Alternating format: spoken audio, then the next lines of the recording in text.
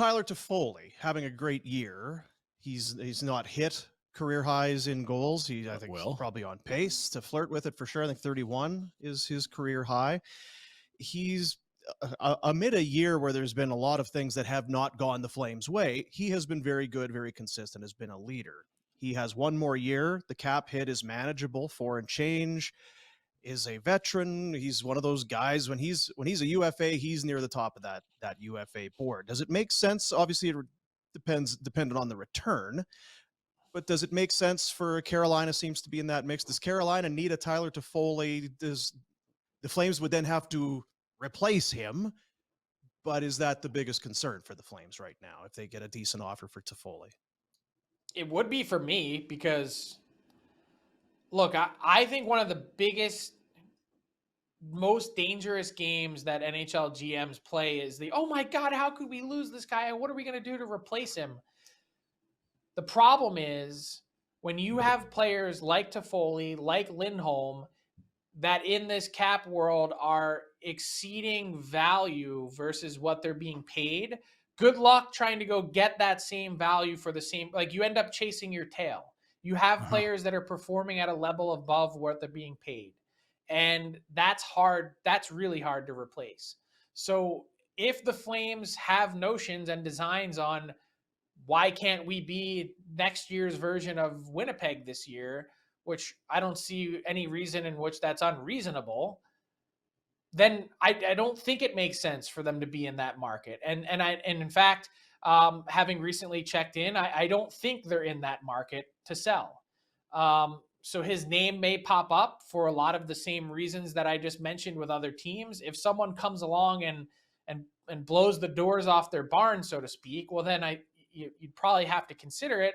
I think it's very difficult to replace those two players in particular. And outside of that, how much interest do you really think there would be in Zadorov or one of the other defensemen, Hanifin, to go out and move those guys? I think Hanifin is it's a different conversation. He's I have less problem with him being in a top 4 than I do Nikita Zadorov. I think they're totally different cats. Yeah. Now, Rhett, just back, you were nodding when Frank was making that point about sometimes you fall too in love with your own guys and you covet them too closely. Is that where you were agreeing with Frank on that? It's a huge issue. Yeah, I think it's a huge issue, and I think that you get praised for loyalty in some respects. You know, they always bring it up. Brent Seabrook. Oh, the Chicago did right by him, and they paid him, but everyone else in the world was going, yeah, but he's never going to earn that money. There's no way this makes sense in a couple of years, right? And it's proven, and teams do it all the time. That loyalty thing is a killer. If you're a GM and you're being, I mean, sometimes you do it and you think that you're doing it right by the guy, and you're creating a place that, because you do it, you think that other guys are going to want to come play for you for some reason. Guys want to play for winners. And if you just focus on winning, you'll be a good GM. Don't get stuck being overcommitted to guys or falling in love with guys or being over loyal.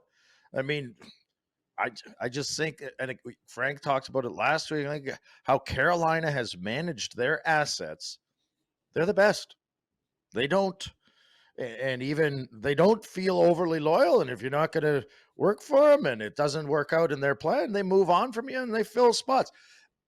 You never think that you're going to get the same return, and it doesn't always work out if you do make a change. But quite often in today's game, there's enough talent out there where if you give kids and players an opportunity, they'll perform. Get it right? So to be stuck thinking, well, this is the only guy that can do this and he has to be our guy, I think you're out to lunch. And that loyalty and that overcommitment can kill you. So I have a couple points to add to that. One of my favorite quotes comes from, I think it's Blues GM Doug Armstrong, and he says, if you want loyalty, get a dog. 2 would be, when you look at teams, the other issue that they fall into is they have to go out and move assets and move pieces around the chessboard when either A, what they have is already likely close to comparable being as good or as big of an impact, or B, the players that they have in the minors that they can call up aren't really all that far off from what they're using. And the third thing I would say is, as we go through this entire discussion, I'll let you in on a little secret of how the trade targets board works. Is a lot of times you'll hear a GM say publicly, we're not trading that guy. No way we would trade that. Why would we trade that guy? And privately, sometimes the conversation is, hey, put him on your board. See if I get some calls. Let's see what kind of interest this generates.